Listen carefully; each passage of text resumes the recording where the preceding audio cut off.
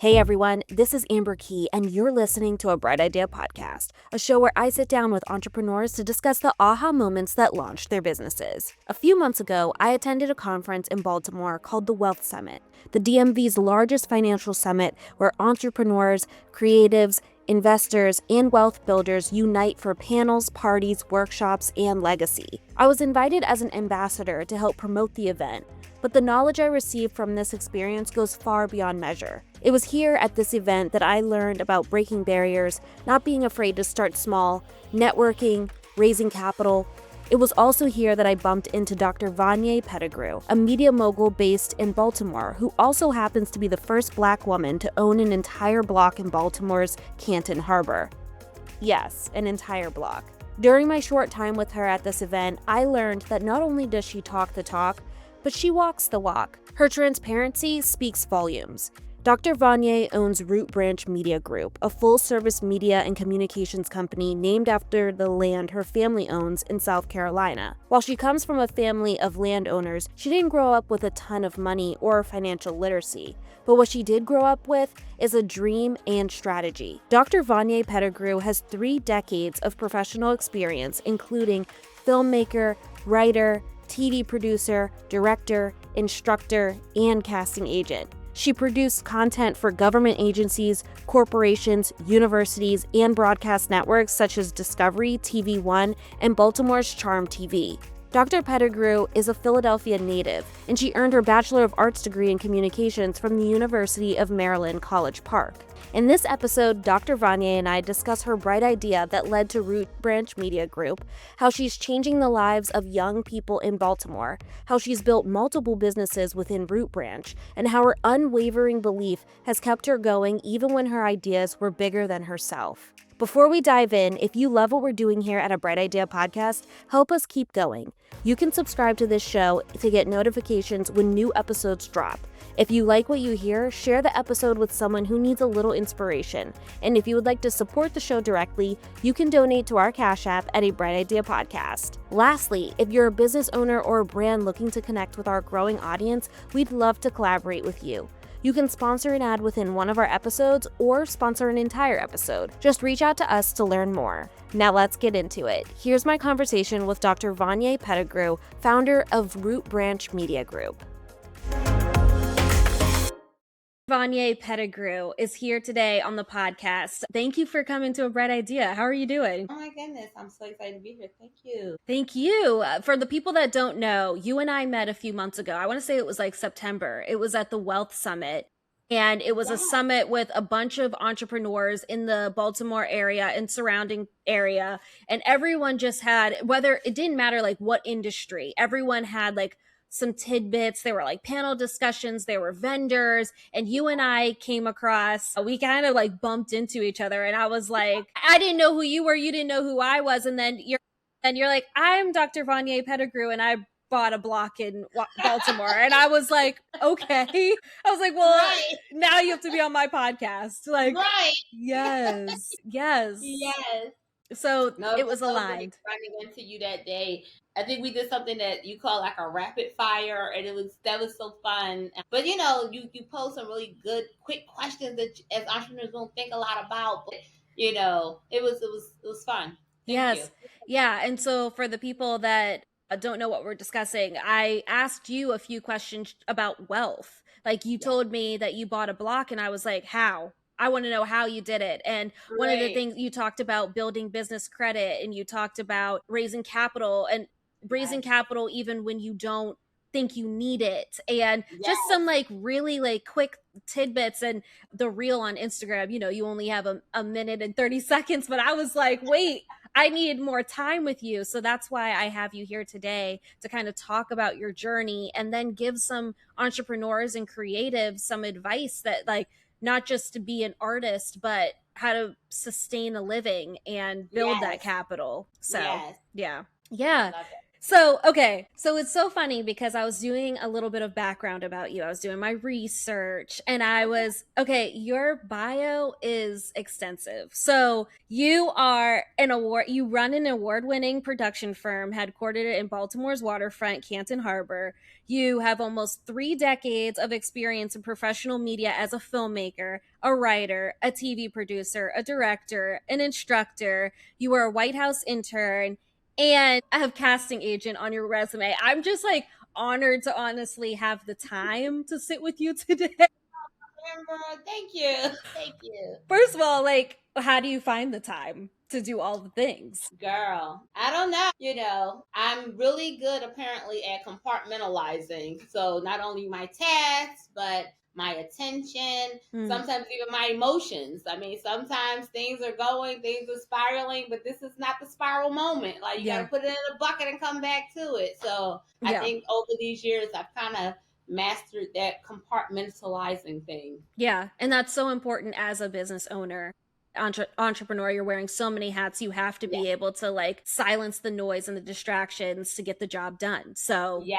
yes. So, before we hop in, you mentioned rapid fire earlier. I actually want to play another rapid fire with you real quick so our Okay. audience can get to know you a bit and we can like loosen up before we get into the nitty gritty of this interview. Okay. All right. One word to describe buying a block. Mind blow. Mm-hmm. Yeah, that's a good one. Okay. Well, how would you describe Baltimore creatives? Wow. Unmatched. Yeah. Do you want to expand on that? I'll give you a little more time. I know this is rapid fire, I but know it's unmatched. I mean, one of the things I discovered immediately when I came to Baltimore was that it was a creative town. It was an original town, rich in history, and sometimes it's overshadowed by a lot of the not so good things or the not so glamorous things. But seriously, so many trailblazers have passed through this corridor, through the city. And I mean, when you think about what is so unique to Baltimore is the creative market, the creative scene, mm-hmm. and they own it. Like they own it. We own it, in a way where it's like even if it doesn't, translate to others or they might not see the beauty or the whatever in it, like Baltimoreans die hard, ride hard for this city. And Mm, so that's something special. So when you are doing work here where you're creating here, it's recognized and it's celebrated and it's honored and it is treated respectfully, and that means a lot. That yeah. means a lot. I mean, locals here say if you can make it here, you can make it anywhere. And I know a lot of towns that say that, but I really do think it is true and authentic to Baltimore. I love that. And we'll get into how you're giving back to Baltimore in the episode. But what do you think is the biggest myth about entrepreneurship? I think one of the biggest myths is that anyone can do it. While conceptually, sure, anyone can do anything, Yeah. but you really do got to be built differently to be an entrepreneur. Some of it is innate, is a gift, but a lot of it is also learned and trained. But there's those parts where you honestly have to be a self starter, Mm-hmm. a self motivator. Like there is no one else checking for you to wake up and go to work today. So like if you don't have that in you for yourself, Right. like this wouldn't be the lane for you. So yeah, everyone cannot do it and do it well Yeah. because again, like I said, some things you can learn, some things come with your skill in your industry, but that when you're in the valley and you're trying to push yourself through those hard times, or you're up top and you're winning and you want to stay up top and not get lazy and taper off, like again, you have to learn to be able to self-regulate yourself and lead from a place that if you have grown and you have a team and they're following your lead, like you can't spiral out because things are spiraling out because they still Mm. got to go to work. They're trusting you and you're setting the temperature for, how business is going. Yeah. So it's a lot. It's a lot of moving parts to that. Yeah. No, I love that. And what's the biggest mistake creatives make about money? I think, and I can say this because I've been in the industry not only as an entrepreneur but also as an artist for over 30 years. I oftentimes see that creatives are so into the creative and the art that they don't necessarily give the same level or adequate attention to the business of it, the business of the your money. Like, Yep. I mean, there's a whole thing called being a starving artist for a reason. It's almost, Right. glamorized and rewarded, but you don't actually have to be like, Mm-hmm. and sometimes it's just some of those clerical, administrative tasks that no, it's not fun, but you got to do it. You got to do your reports. You got to do your invoicing. You got to, like I said, even as an entrepreneur, we do all of this creative work. We teach young people. We're teaching media in the schools. While the functionality of doing that is one thing, but the reason why we keep getting contracts and rewarded is because we collect data and we also write reports and we're able to prove our evidence of effectiveness. Yeah. If you're not trying to do a lesson plan, you're not trying to do the report, that's going to be short lived because you have to keep documenting why we should keep investing in your firm to perform this service. Yes. So it's not that they're talented and they aren't great at what they do. They just struggle with doing the paperwork side, the administrative side, the invoicing side. So Yeah. yeah. That leads me into my very last question of the rapid fire, but what's the most underrated business skill? Writing is the most underrated business skill. When you say that, are you Technology and AI and all of these tools at our fingertips, I'm noticing, again, a tapering off, almost like a laziness forming in people's willingness to take thorough notes, to document what they're hearing and processing what they're hearing into their notes. I mean, I'm in staff meetings and I'm like, I don't see anyone writing, and they're like, "Well, isn't this being recorded? The note taker is gonna." You can't just read the notes that the note taker, because if you're actively listening and taking notes and writing as you're going, you're also generating your own creative ideas of Yeah. what you blend to whatever we're discussing. But if you're just a passenger at the meeting and you just listening like a bystander, like that doesn't even make any sense. So Mm-hmm. getting back to the core of writing and intentional listening, and listening not to just have a response, but to really process what you have heard, internalize it, run it through your filters, run it through your experiences, and then creatively respond accordingly. Yeah, I really agree with that. When I didn't think that you were going to go down the like the note taking part of it, but I think that that's so true. But I think about, when you're growing a business, you need capital, and Yeah. oftentimes you need to write grants. And so if you can't market yourself and have the writing tools, like you can't just throw it into AI. And we've had ChatGPT for long enough now that we know the difference We between know. somebody who wrote it and someone who through a chat. And so, and no one knows your business better than you do, but if you can't articulate that through your writing, you're going to be at a disadvantage. Let me say this. I'm gonna double click on that because right now, earlier, this week I was meeting with a financial institution. We do a lot of work in education with young people. We also do a lot of work with other small businesses. And so one of the things I was talking with this financial institution was about putting on some trainings and some professional development opportunities for small businesses to get them in front of financial institutions to become bankable. Now, here's the challenge, and this is why I help the bank even understand why what we do in media and marketing and writing and controlling your narrative is equally as important when trying to gain access to capital, because the reality of it is we know that there's a disparity in being able to get access to capital when you're a minority business, when you're a woman business, when you're a veteran business, all those things. Oftentimes, for whatever the reason, you might not even be meeting the financial marks to Right. meet an approval, whether it's your credit score, whether it's your financial marks, or any of those things, right? But it's your narrative coupled with the numbers that can tip the scale. Because if Yes. you're able to articulate who you guys are, why you gotta be around, why your impact make a difference, why bet on me, fund me, so that I can continue to make a difference, that coupled with the numbers, they'll make them look at the numbers differently, because just looking at the numbers alone, you might not have the strongest financial health. However, that coupled with a strong narrative, but if you can't write, if you can't communicate, how is that going to translate? You see what I'm saying? So Mm-hmm. you gotta really lean into this communication side of, as I say, craft, create, and control your narrative. I have a very fortunate and blessed lens of knowing what it feels like to own.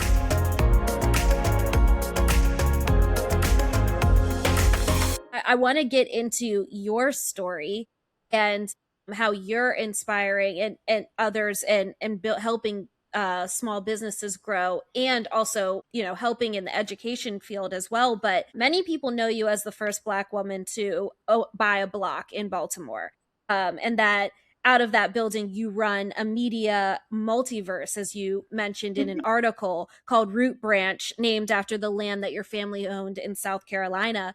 But today, the first question I want to ask you is, what does it feel like to wake up every day knowing that you own an entire block and that generations of Black creatives will build their futures on a land that you control? Wow, Amber, seriously. So, because one, the company is named after my family's land, I have a very fortunate and blessed lens of knowing what it feels like to own, right? Because I mean, we go down south, low country for summer vacations, and we turn down this small dirt road. And while it's probably just a speck on a map, it meant something, right? Mm-hmm. We pull down this dirt road, and all the residents on this road are my relatives. Like, this is generational land that has been passed down and carried by family to family. And so I've always grown up seeing that name Root Branch, tied to land and property, right? Yeah. And while I didn't necessarily have aspirations of owning this block or buying the block and all of that, I was honestly running my company. I was doing a thing. We were in the midst of the pandemic. I was presented with an opportunity and I looked further into it and I made the decision to buy. So now, to know that I bought this thing that houses the same name as the land that I've been, grew up singing, not Yeah. only put our family's name and legacy on the map in an even more illuminated way. When I pull up to this light at the cross section, um, where Alexander Street turns into Boston, a major thoroughfare, in Baltimore City, in Canton, in a community where there aren't, or for historically hadn't been many African Americans, Hmm. across from the water. Literally, the only thing is my side of the street, and the other side of the street is the harbor. It's the Hmm. water, you Mm-hmm. know, arena directly across the street. And you think about the legacy and the history of the different ports in Maryland where the ships are pulling up. This is literally the same land or the same community and neighborhood where Frederick Douglass was a slave on the ship as a ship caulker. The Douglas Meyer Museum is just right around the corner, Wow. with an anchor marking that same mark in that same territory, to just conceptualize that years ago, not many, African Americans, people that look like me, were owned. We were property. To now own the property in the same community Yeah. where were once the property. So it just blows my mind. And then to know that we've created this hub, this tech center, this media center that invites other creatives, other media makers of all ages, because we work with students in elementary school and we bring them on field trip experiences to the building. And, so K through 12, young adults who may be facing all kind of barriers, formerly incarcerated, teen moms, a lot of the people that are often forgotten about, the less fortunate, as they say, the least of these. We've Yes. created a space where the least of these can come and have training, development, a sense of pride, a sense of ownership, a contribution to history and legacy. Because everything we do here is the first time it ever been done before. So every time they do something, they become a first, Yeah. Yeah. and they tied to the narrative that will go into the textbooks about what happened in this space that we Yeah. call the RBMG building. I mean, that's why I say it's mind blow. When you said, what's your word for buying the block? It's a mind blow because my mind is literally blown every day, every graduation ceremony, every field trip, every small business that comes through here and works out of our hub. And I see them seeing their dream fulfilled. Like it's so rewarding, and it's genuinely unmatched. You work with small businesses. You were doing like promotions and like different things for other small businesses with Root Branch. When did you decide that you wanted to add education and also be kind of like a area for young people to learn media? So education actually came along earlier on as well. So I started the company in 2006. So we're actually 20 years in business. That's And crazy. so education was formed in 2010. So just 4 years after I started. So education is down, what is that? 16 years in doing. And essentially it started out as honestly just making some marketing videos for a school. And then because I was filming the children and interacting with the kids, the principal took note of that and were like, "You're really good with kids. Do you have children? Are you a teacher?" So I actually do not have children. At that time, had never taught before, and so she basically extended an opportunity for me to come in as a contractor and do a program. This was in Philadelphia, to do a program with her eighth grade students. So I did this first class, and clearly young people know a lot about media. So Yeah. hey, I thought I had a lesson plan for a 45-minute class, and we were done in like 20 minutes. And I'm like, what are we going to do now? Because they knew everything. I learned quickly how to develop lesson plan and how to, create project-based learning over time. And Yeah. that particular school leadership, she mentored me, honestly. And so she invited us back for the next 3 years to continue to do programming with her students. And I'm from Philadelphia, so at the time I had moved back home to care for my aging parent. But then I moved back to Maryland and Baltimore. And while I was here, I brought that program and introduced it to Baltimore City Public Schools.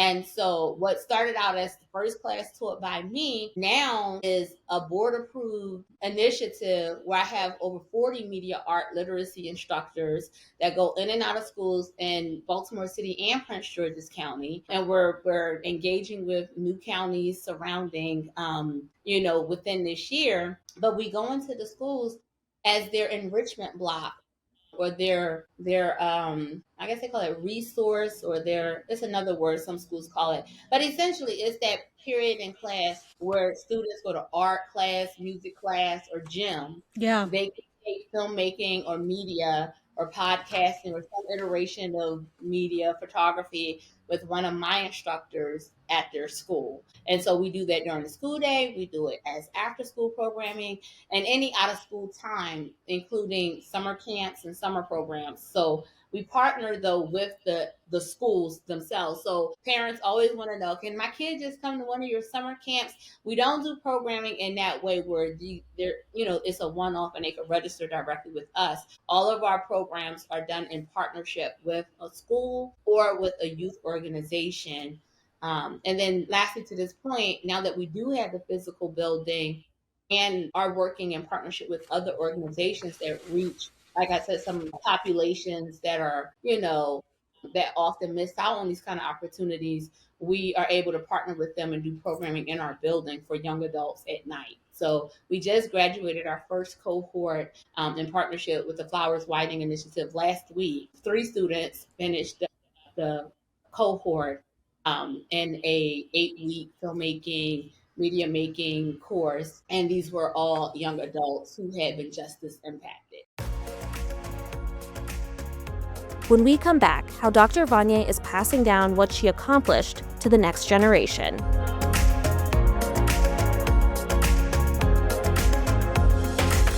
All right, guys, have you ever wondered what it's like to enjoy a luxury cigar experience on wheels?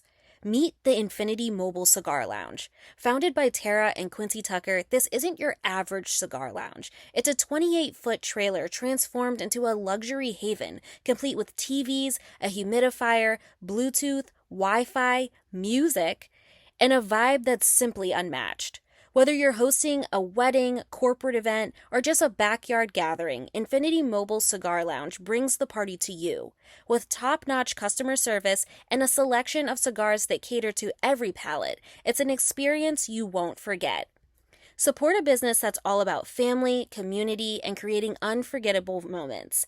Visit infinitymobilecigar.com to book your event today. Infinity Mobile Cigar Lounge. Book now and elevate your next event.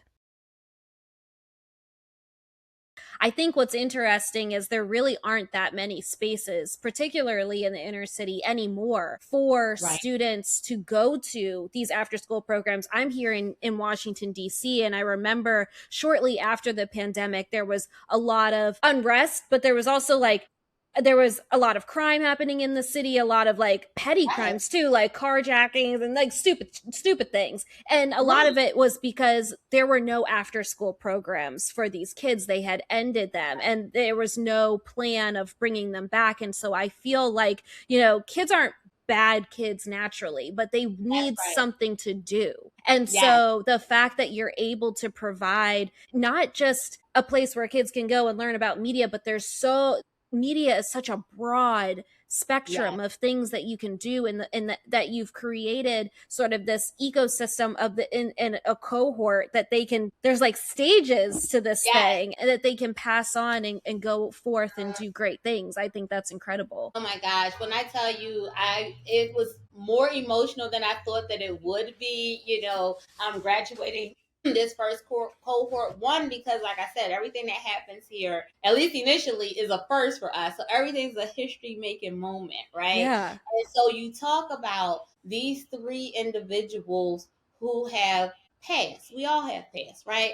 But their past involved the justice system. In a lot of ways, their narrative, their story has already been written for them, right? But then they get to step foot into this space, literally physical space, that is known for making history, and they now get to immediately change portion of their story because they're tied to the legacy now of this building and what we've created here. And then they learn how to use media to control their narrative and tell their story, and they make these short films where they're telling their story now, and we're weaved into the fabric of that.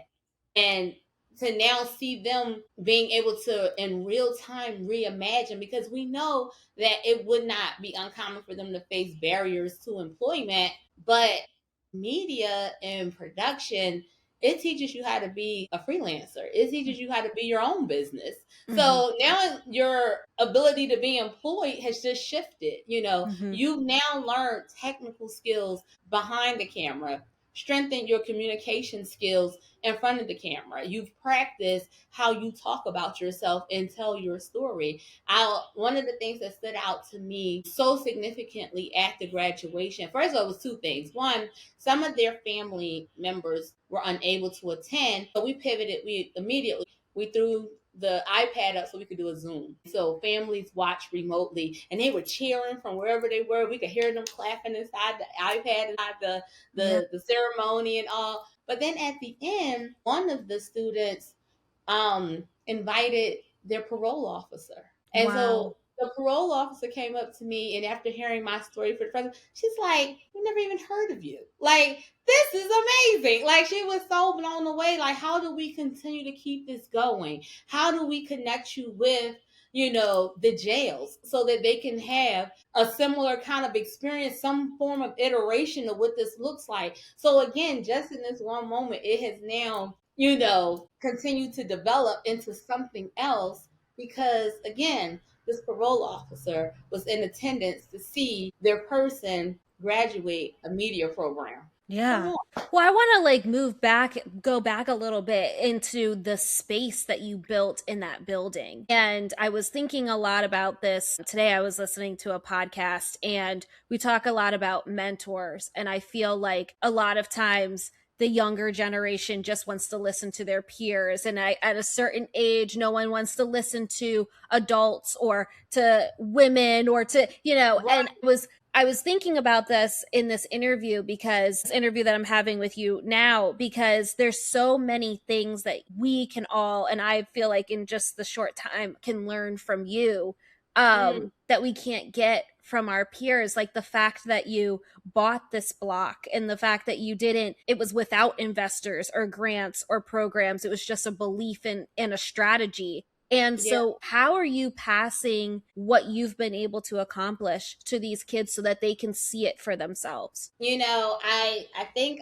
I'm very transparent, so when I'm asked questions, I try to do my best to explain how it was done. Because when I say it, while yes, it is challenging, but I say it so kind of step by step, sequentially is digestible, and you're like, so you did this, and then you did that, and then that was it. And I'm like, because sometimes things seem so much bigger, to us than it is.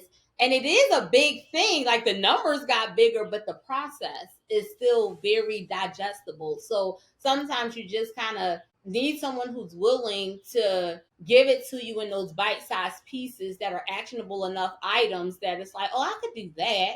And if I do that, then that'll position me to do this. And then whatever. Because that first year of she bought the block, we're 2 years now on the ownership. But that first year, I would get asked so many questions. And at first I was kind of offended. I'm like, they're like, was it a program? Was it an initiative? Like people were like, I don't understand how this happens. How does somebody do that? Yeah. I'm like, it's odd to me that it was so complex, in people's scope, because it was like, it had to be something else to be able to do it. And I was like, it's the same way you go into a car dealership and buy a car, or the same way you buy a house. Like, Well, did you think that people didn't believe that you did it on your own, or that it was hard to believe that from your own money that you were able to accomplish it? What do you think it was? What offended you at first? In the very beginning, I did think it was some of those things. I don't think it was ever they didn't believe it. I think it was more of, unfortunately, if I can be transparent, being a woman, being a minority, all of these kind of things. It's almost like if you try to explain to someone who may have never seen someone just pay for college cash, that'll be like, how'd you pay for college? Like, did you get a scholarship? Did you, get a Pell? Did you do a FAFSA? And you're like, no, I actually just have money and I paid for college, And that was, I think, different for people. And so when I would explain two things, guys, one, so many years as an entrepreneur running a very successful media company, but then stepping into the world of real estate, the variables that really came into play was you needed to basically on paper through your receipts show that you can service the debt. So however that looks and means. So for me, part of that was bringing tenants into the space. Again, the space is the length of a block. So I have small businesses on the second floor leasing from me. So if you're able to show the revenues from the tenants, their rent pays so much of the mortgage or all of the mortgage, then it's a no-brainer that the building makes enough money on its own to pay the cost of owning the building. And then as the default, you also have a very successful production company that operates out the space, and the financial health of your production company could also pay the cost of the mortgage. So between those two things together, because, people really, again, not knowing how something like this could happen, would ask, so did you just have $2 million in the bank? And I'm like, do you have $300,000 in the bank when you go to buy a house? No, like you're showing, these are my, my income. This is my debt. This is the da. And you're demonstrating through your receipts that you earn enough to comfortably service the debt. Coming up, Dr. Vanya didn't just create a media company, she created a multiverse.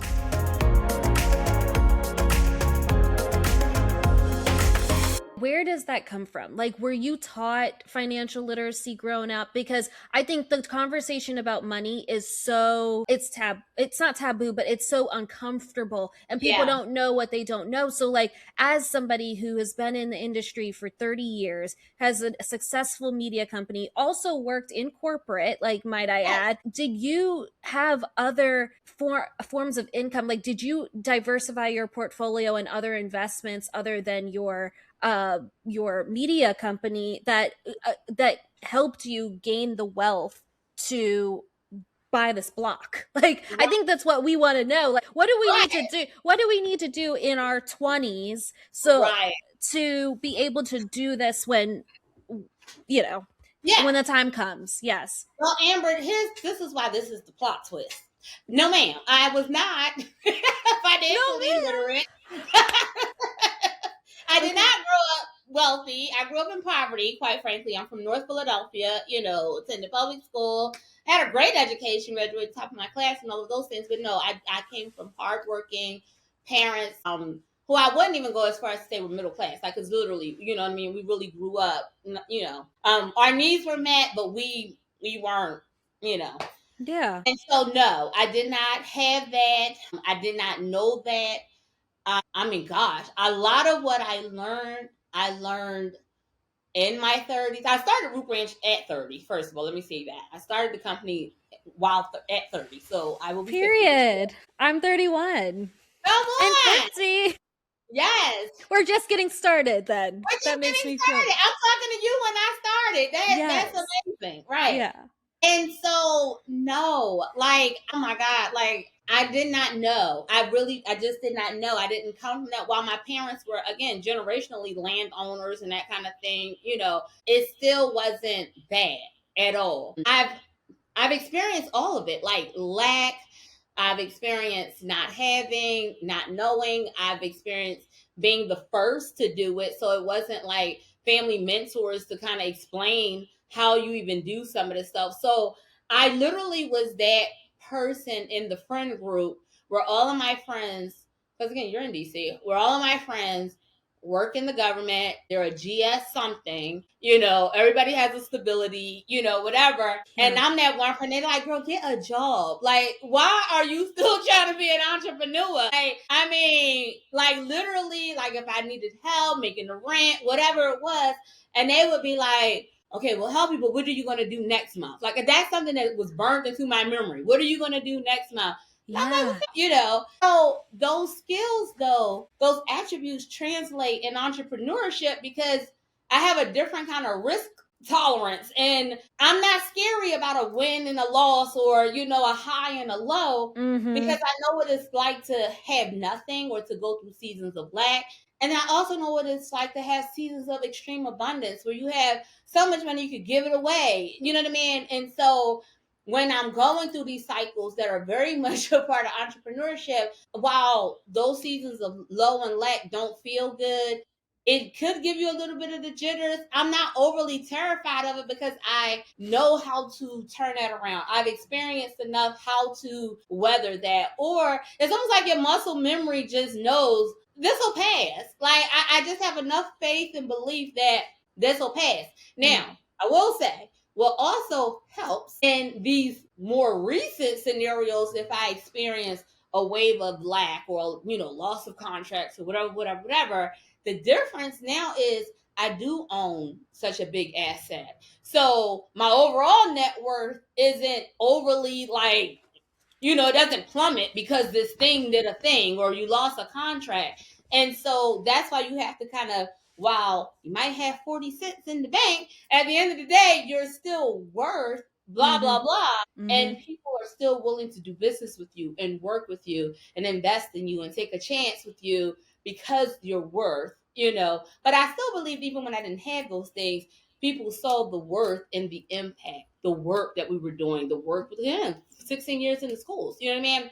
There are children that are relying on me showing up with this program. So I'm like, we can't fail. Like, y'all have to find a way to get us some capital and some funding so I can keep going. What we gonna do? Not show up to class and then we have, like you said, all of these children with nothing to do in the after school? Like, that's just crazy. Yeah. Yeah. So yeah. One thing that I think is really smart about your story, what I was reading in my research, is that you call Root Branch the multiverse, and I love that you have kind of, it's not just a media company, but it's a production company, it's a coffee shop, it's a Yes. property management. You told me that you have people that lease space in the Yes. block, and you're also running a nonprofit. Like, Yes. so when you talk about the lack, or you talk about like losing contracts or the access to capital or whatever, you also have other businesses though Yes. that are funding themselves and working kind of like while you're in your sleep, so that if Yes. something falls, because you can't do it, and not every aspect of your business is going to be successful, but the fact that you have That's right. products, you have services, you have a nonprofit, you have a coffee shop, like, can you tell me, like, how intentional were you about designing the space as an ecosystem rather than a single business? Well, again, because once I realized that was the secret sauce to how I bought it, and I was like, okay, if I could parlay a $2.25 million purchase because Mm-hmm. I was able to show an ecosystem that pointed back to each other Mm-hmm. and kept each other afloat, then it just, everything I do fuels the engine. It just does. So, like, this is fresh off. I haven't talked about this publicly anywhere, so now I really got to do it because I'm telling it to you. So our latest initiative, and I just came up with this literally last week, and I walk in. The staff knows when I come up with a new idea, they're like, "Oh God, we got to do a new thing now." Yes, we do. Here she comes. They hate to see you Here we go. coming. And it'd be a whole different industry. That's why it's so funny. So, but again, we have space. So Yeah. I'm like, one of our businesses asked me about something. Because again, we have tenants. And part of our goal is to eventually, create a co-op workspace where you can have a membership. And so you don't have a physical office, but you can come during business hours and work from here, or, use the conference room or whatever. We haven't gotten there yet.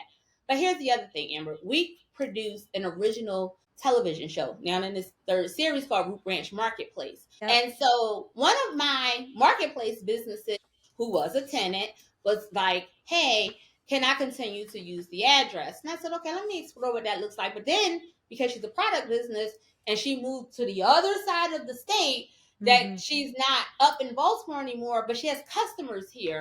And so she was like, could I possibly like leave product or something, whatever? And I said, we're going to create an extension of Marketplace that becomes a product pickup hub or a pickup center Mm. for our businesses that are in the marketplace, because a lot of them are so small they don't have storefronts or whatever. So if you're making your candle and that sort of thing and you want to sell it locally and you don't want to offset the shipping costs to the Yep. customer, it's almost like a DoorDash or a Amazon, if you will, where they can come by the building, pick it up. So you do your drop offs between certain days, you pay a fee for pickups to be done here at the building, and there we go. Mm. So now we're helping small businesses with a pain point, because again, they're so small, they don't have back office or they don't have hands and staff that could do all of these kind of things. But if they fulfill their orders, those that are local, and let them know that it's available for pickup at the RBMG pickup hub, whatever we're going to call it, Yeah. between Yeah. this time and this, now that space, that office, that unit is generating its own revenue as a pickup hub. No, that's incredible. Yes. Yes. And I actually have an idea, but like I'll talk to you about that See, afterwards, this because I is think what it might, happens when you yeah. create. Yeah, yeah. I was like, ooh, that could work. And I think I have something else that could work too. But like you're mentioning, like each entity, like media, coffee, property management, nonprofit, all has a purpose. It solves a Yeah. problem. Like, how do these pieces work together to support creatives and entrepreneurs holistically? You kind of mentioned that, where people can come and work in this space and Yes. may not be able to afford shipping, so you have them come and pick up. But what are some other ways that you help these creatives holistically? So again, we have space that's available for meetings. So oftentimes some of our clients or even our school partners, they want to bring their teachers and their staff off campus. So now they can come into our creative space, have their professional development training, and leverage having a media experience, because that's the whole thing for me. If you choose to have your meeting or your retreat here, you got to tie media to it somewhere, because as I said, you could have just had the meeting at Chuck E. Cheese. So since you decided to come here, let's get you guys in the studio. Let's get you having some fun, toying around with sharing your story, sharing how you're feeling. And for the employer, they walk away with a tangible tool. They one get to document that they did this creative team building experience, but then the sound bites that come out of the talk track is things that they didn't know. They didn't know that their staff find this particular thing challenging, or they really appreciate that the company does this, this, and this. So now we put together this beautiful video edit product. So that's one of the things. And so thinking along the lines of a meeting space or a conference space and a hotel, what do you always get? You get a coffee tea service. So Yes. I said we gonna have our own coffee, because production, we drink coffee anyway all day on all of our shoots. But now when you book our space or your meeting, our coffee service is also rolled into your experience. So not only are you at Root Branch, you literally have Root Branch in your mouth because you are drinking our coffee while you are having this experience. And you know this as a marketing person, it just goes hand in hand to keep people saying our name and talking about what we do. Keeps you top of mind. Yeah. For sure. I wanted to know too, one thing I love about Baltimore, we talked about this earlier, it's just the amount of creatives. Like there's so many business owners, everyone's an entrepreneur. Why do you think it's important for you that creatives didn't just create in the space, but also learn how to monetize, how to scale, and how to sustain their work? Because there's a lot of you and I are both creatives. How can we sustain a livelihood to make this a long-term thing? And what are you doing to ensure that? I mean, at the end of the day, legacy and being able to continue something is extremely important to me. As I've shared, I do not have children of my own. So that's something that I think about, very often. Like when you're thinking about succession or you're thinking about exit strategy and plan, like how does this thing live beyond my lifespan? Especially if there isn't a direct heir or a direct offspring. Yeah. And sometimes even when you have that, your kids don't want the business, so they don't want to do the thing. You know what I mean? So what I've learned is being able to, of course, love your passion, be great at your gift and your art and your whatever your creative medium is, but to have legacy and lasting impact. Something happens when you're able to attach wealth to it, when you're able to money to it, because not only am I able now to do it for myself, but I'm able to create opportunities to bless someone else so that they can continue to do the same thing. And so what that looks like for me, on the other side of earth, it may look like endowments. It may look like, those kinds of things. Who knows? My name may be on the side of a lot of buildings someday. I don't know. But, the whole is, kids come here, they ask me questions, and they're like, what keeps you going? Blah, blah, blah. And I know I'm supposed to give some really great answer, like, you guys are the future, y'all inspire me, blah, blah. Right. And while that is true, my answer is an honest one. I'm like, I like making money, because when I make money, I have access to keep helping more. So that part, we can't skip that part, and we can't be made to feel bad. That's the piece that's necessary, Yeah. I mean, that's capitalism. That's where, and it's the society we live. We need money. I literally see the chaperone. So, did she say the money? Yes. Yeah. It takes a lot to keep the lights on around here. You wouldn't be on this field trip if I didn't pay these bills. So yes, being able to make the money to create the space and opportunity for you to keep coming here. Yes. I'm dead. That's so funny. I want to talk to you.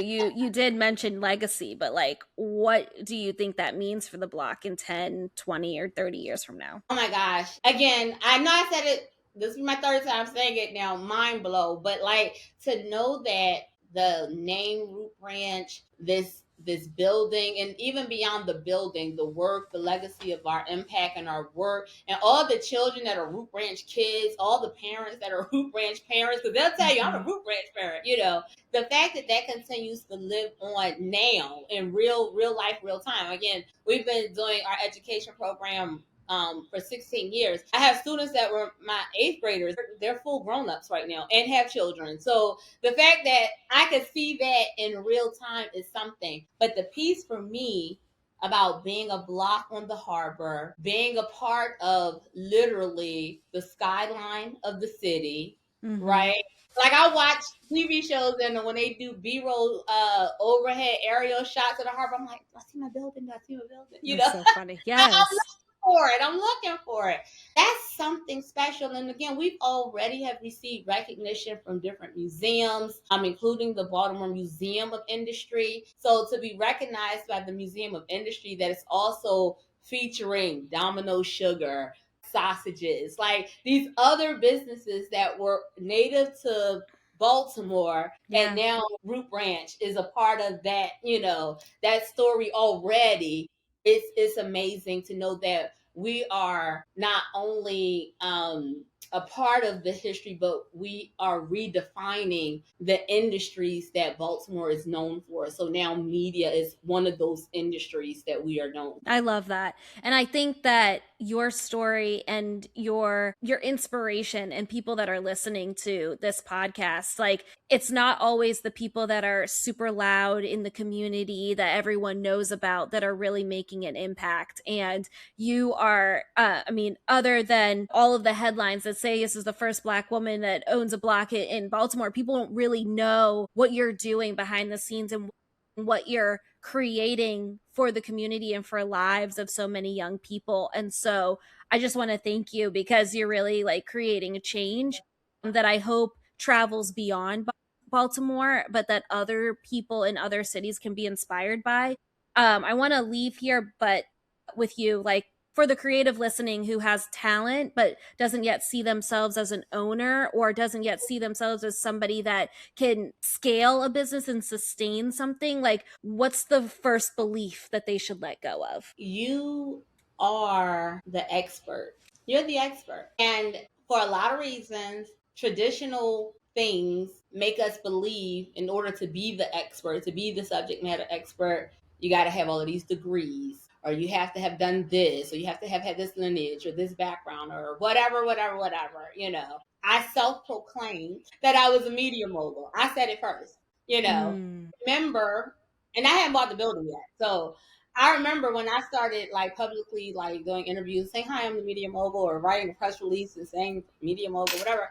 There were like internally my own leadership line were like, I don't know if you can say that. Like, did someone say that? Like, did another like it was almost like you needed a third party to declare that you were this thing. And so sometimes when I'm talking to entrepreneurs or artists, and I'm like, no, you could teach this class, or you can do this, blah blah blah. They're like, I'm not a certified teacher.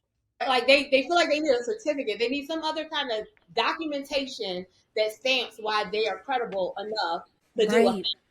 Now, I know a lot of people running around the internet saying that they're the experts about all of these things, but there's only one you that can do what you do. Like, I'm the secret sauce. Like, and I say that all the time. So it's like, it's not that there aren't other media companies or there aren't other programs that teach youth media even, They're not coming with my lens, with my experiences, with knowing what having extreme lack is like and having extreme abundance is like, doing something as the first to do a thing. I mean, again, if you're the first, it's undisputed. Like, so who else is there to measure it against? So a lot of what I learned in doing, I learned through my own experience, because that's the whole being the first, right? Yeah. Did you ever, I said that was the last question, but you piqued my interest. Did you ever, in building this, like you have such a unique business model, not very many people have done, a lot of people have co-working spaces and do like after school programs or whatever, but no one's doing it, at least I don't know a lot of people that are doing it the way you are doing it. Did you ever, I find it for me sometimes it's hard to know if I'm on the path if I don't see somebody already doing it. Yeah. And did you ever experience that? And like, how did you overcome like this is your ministry and it doesn't have to be what everyone is doing because it's what I believe. Like, how did you overcome that? Amber, that is such a great question. I'm serious. I know people say that in podcasts all the time. That's a great question. No, really, that was a great question because I remember, particularly with the youth media, use that as an example. I was maybe in our second year, third year of doing this thing, and I was like, I am totally making this up. I don't really know. I never taught before. I'm not a teacher. So I'm like, and I don't have the lens of being a parent to know what kids even like. So I'm like, I'm making this up, but it's working. And so our films were good. I'm talking, they were good. Like they were getting into film festivals and this kind of thing. And so I come from television, so I know what quality production look like, right? So my students' project screened at the AFI in Silver Spring.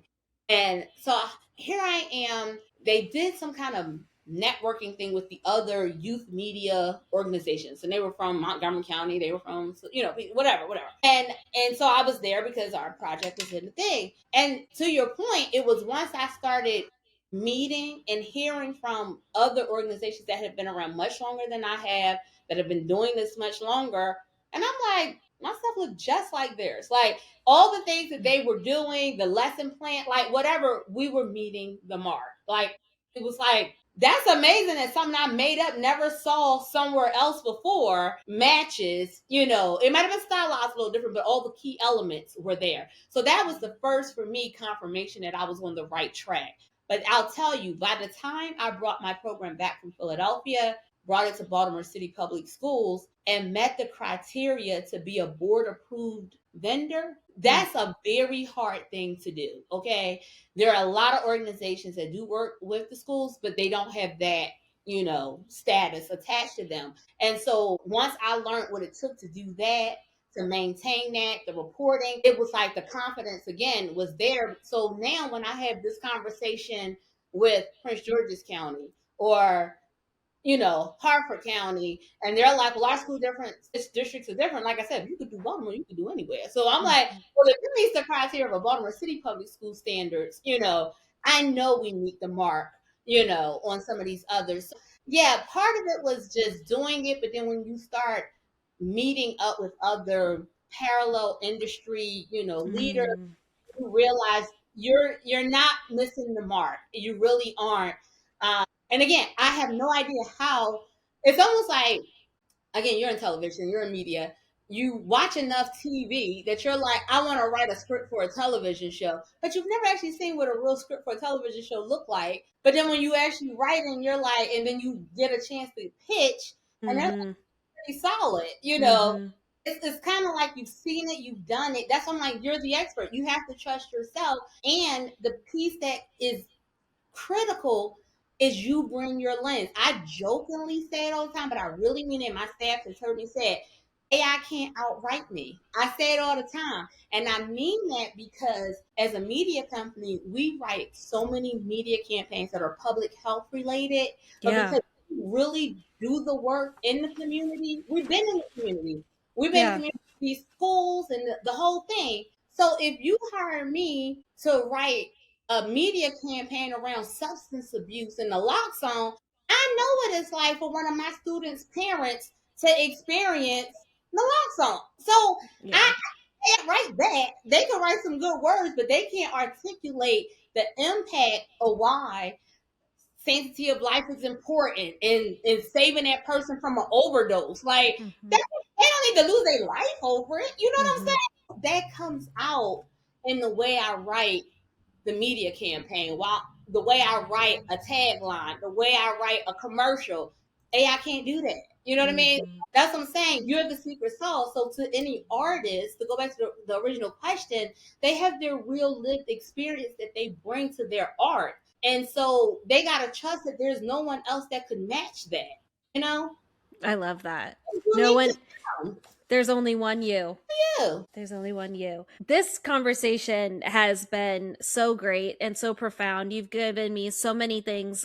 You've given me so many tips. So I know that a lot of people that are listening today can walk away feeling inspired and can also hopefully support your business.